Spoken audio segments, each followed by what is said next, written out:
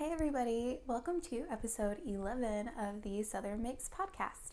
I'm Cassie, your host, and this is a podcast all about knitting, crochet, cross stitch, and basically anything crafty that I get up to, usually about like 2 times per month. And right now I'm on a sweater kick, so just be forewarned, and I don't see that ending anytime soon. I have a lot to talk about today. I'm really excited. Long time no see. I don't think I recorded since like the very beginning of the month. Things have just been a little bit crazy with the baby and just life in general. So I'm really excited to be back and to show you guys what I've been up to. So I guess the first thing we can talk about is what I'm wearing, which is the No Frills sweater by Petite Knit. It's a simple raglan style sweater. It's just pretty straightforward. It is a paid pattern. I got mine on Ravelry. I think they also have a website. And the last episode I did, I didn't recommend the pattern. It was hard to follow. It was kind of written, I would say, advanced knitters would understand the raglan increases and the short rows. It does have short row shaping at the top, but I think I frogged 4 or 5 times, and then I finally understood and got it right. There is a video tutorial, but it's not in English, and there are no subtitles, so if you could like follow visually along with that, which I finally, it dawned on me, just get to the point, follow her, like what she's doing just visually, and get to the point where you're messed up, pause, fix it, like whatever. And that is finally how I had my breakthrough and understood how to do the raglan increases. And it kind of worked out. I learned so much doing that about this, and then frogged it so many times, so I was able to actually get the pretty little raglan stitches to look really, really nice. So it kind of worked out all in the end, and I'll talk about it when I talk about all of my whips. But I'm knitting another raglan-ish style sweater for Charlotte. So it's kind of like, I know exactly what I'm doing. That pattern is so much better written than this one, but even if it wasn't, I think I would kind of like know. So sometimes I think it's worth it to persevere in what you're doing. It was so frustrating to me. I was so annoyed, but I'm extremely happy with how it came out. And my arms are so long, so I thought these sleeves were gonna be like this, which they are if I pull them. And this has not been blocked. I can't bring myself to block it. Because the yarn is Bayhorse yarn in her Barnwood colorway. It is, I'll go ahead and just say, it is the first indie dyed yarn that I've ever gotten, and I am obsessed with it. I just really, really loved it. I saw it on Instagram and I had to buy it, even though it's not in the budget and not anything, I had to have it. And I only got 2 skeins at first, and of course it wasn't enough, so I had to get 2 more. So what I ended up having to do was, since I only had the 2 and I really wanted to start this, and it is a fingering weight, I have here's her label, Bayhorse yarn, and hopefully my camera's not the best. It's show horse sock, so it's a fingering weight, 85% extra fine superwash merino, 19.5 micron with 15% nylon, 437 yards to 100 grams. So you get quite a bit, but I did not hold this double with mohair like the pattern calls for, and it is totally fine. I even went down. I think it calls for 4mm circulars for the body, and I used a 3.5 on the body, and it's still, I knit the biggest size, and I have a 42-ish inch bust, and it's roomy, it's fine. The only thing, I'll stand up so you can see, the only thing is the length, and I haven't weaved in my ends. The length, I always knit them too short, but maybe if I blocked it, it would be a little longer and be fine. It's right on the verge of being too short for me. So, and I have a little bit of yarn left over, so maybe I could take out it is top down. I don't know. But what I did, since I only had 2 balls, was I cast on all in one and knit probably to about here in one, and then started doing helical for like quite a bit. And then where I split for the sleeves, I went ahead and knit like probably, I don't know, like 3 or 4 inches below my sleeve. I keep hitting my Swift. Where I split for my sleeves, and then I decided to do some of the sleeves in the old ball. So if you look, the lining is not that great. I knit probably like here with the 2 older ones and then stopped, and then to here the same thing. So then when I got the new ones, I still had some left over of the 2 other ones, and I just mixed and matched all 4.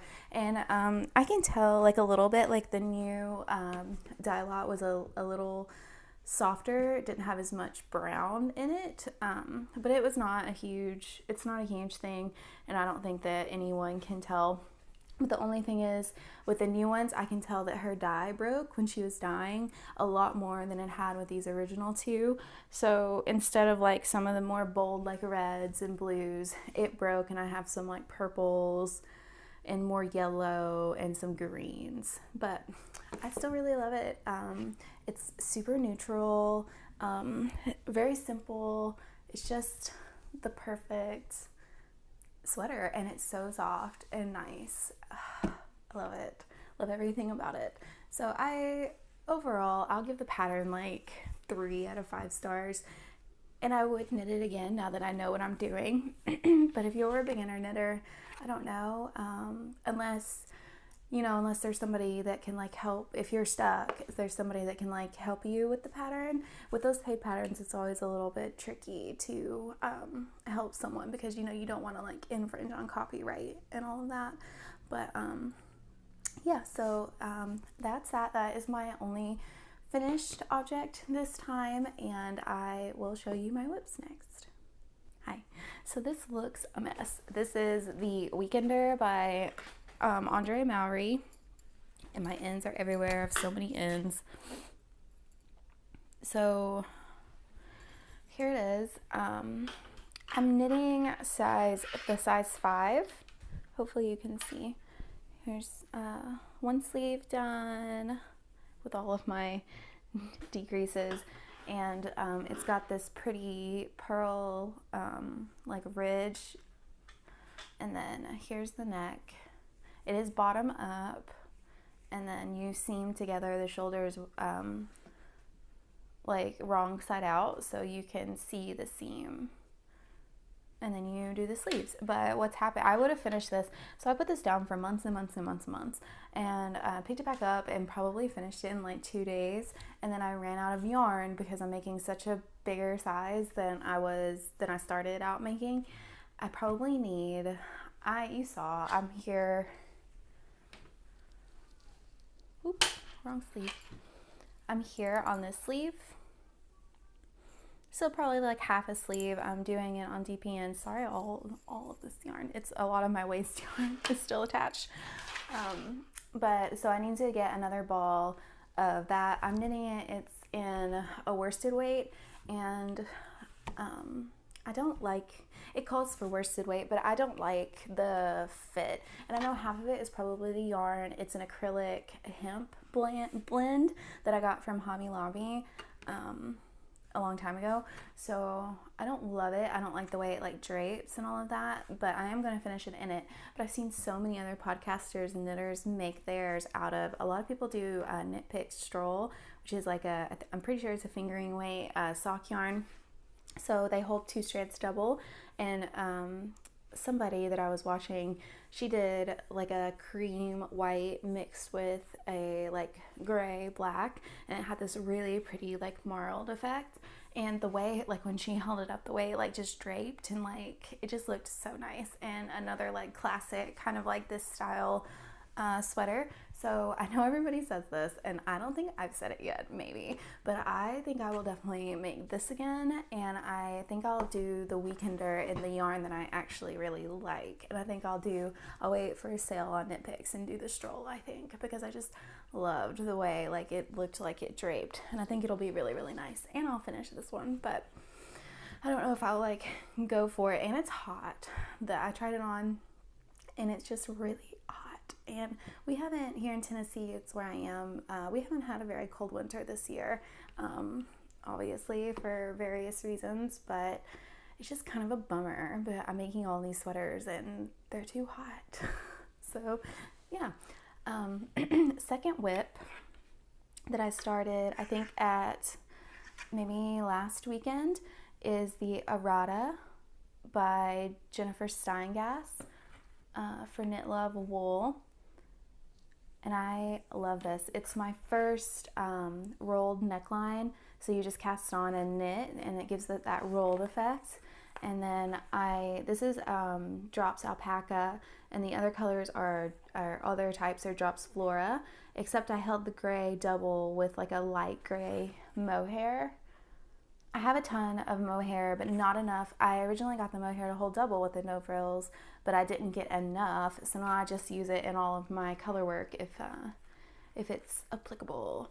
So I love this. I'm knitting 3 sizes up, so maybe the large or maybe the medium. It's 42.5 inches for the bust measurement, so it's like right exactly my size, and I'm using 3.5 millimeter Machiagu needles for this, so it looks small, especially with the color work, because in some places you have to do 3-stranded color work, and I think it my tension was a little tight, and of course, you know, it recommends like go up in needle size if for color work if your tension's going to be tight or whatever.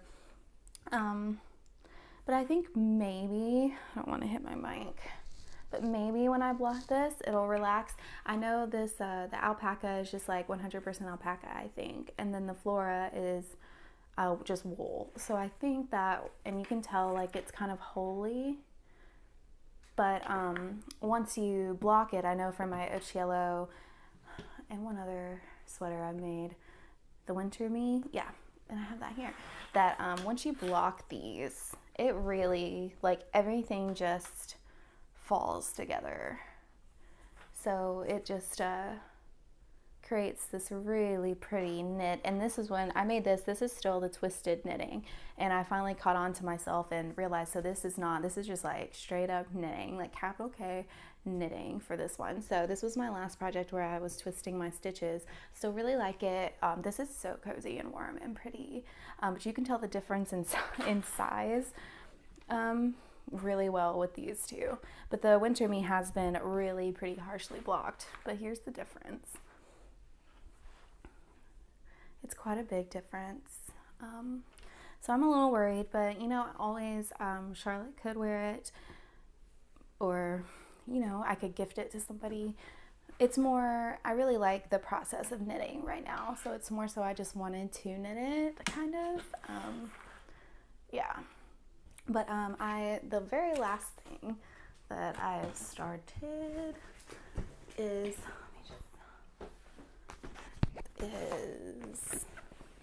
a flax light by Tin Can Knits. Got so much stuff. So this is a free pattern, and Tin Can Knits is amazing. So this is the pattern I was referring to when I said it was kind of raglan-y, like this sweater, but written so well, and it's a free pattern, and everybody talks about Tin Can Knits, how good they are. They have so many different tutorials, so many different patterns. I'm a convert and I believe now, but I'm doing this out of, this cake has just totally disintegrated. I'm making the 1 to 2 year size of the flax light. I'm trying to, this is how it goes, and I'm just at the very beginning, but I'm making it for Charlotte. So all it is like a raglan, simple raglan, but on the side, like where the sleeves are, is this pretty garter stitch detail. So I was getting a little bit tired of the just straight up stockinette on my errata, so I was like, let me, and I keep staring at this, it's in my nightstand table, so I said, let me cast on Charlie's sweater, and I didn't want to do the no frills for her for some reason, maybe, I don't know, but so I decided to do this, and in the 1 to 2 year size, hopefully she'll be able to wear it next winter. And this yarn, it just feels so breathable, and I think she'll like that. So that is my last whip that I'm working on right now, as far as knitting goes, and I have one cross stitch thing to show you. So if you've watched the podcast before, you know that I'm working on a long-term Cross Stitch Whip, which is the Brooks Books blog. I think it's a House for All Seasons collection. They're free patterns on her blog. You can find them in really awesome downloadable charts, and I mean, it's just awesome that they're out there for free. But yeah, I originally saw it last year on someone else's podcast. She did the summer house, so or the spring house.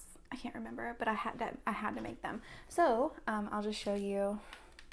And of course, this has been in a hoop and all like folded up. I'll have to wash it and iron it and all that. But that was the first house, and I think that is summer. This is a summer house.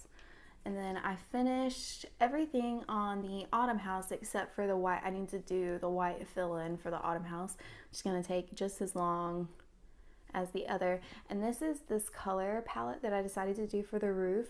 Is what I'm so obsessed with that. I love those colors.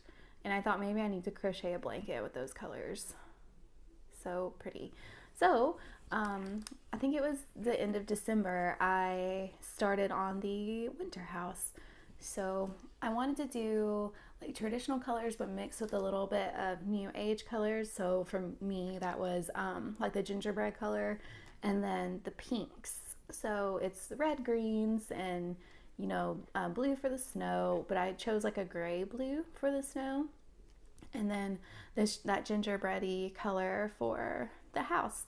And there's going to be like some winds and stuff coming out of the chimney, and I'm going to do that in like all pinks, and I'm going to have the roof in this reddish orangey and the pink color.